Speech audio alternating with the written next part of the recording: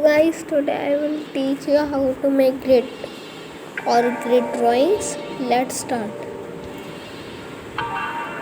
First you can see turn on your phone. Then download application Drawing Grid Maker. I will upload the link in description. You can see and download from there. You can see I am selecting any photo. You can select any photo. Now I select my logo. Now click on this and this. Don't click on this. Now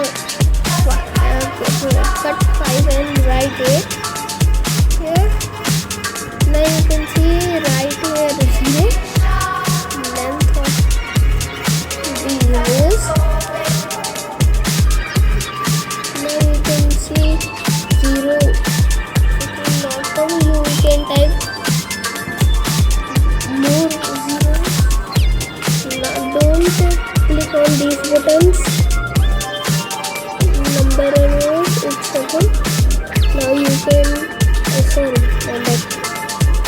now you can save PDF or photo. I have photo. Second now to make link in description. Download in the next video. First I'll see you how to. Now I will see how to make grid. First take pencil.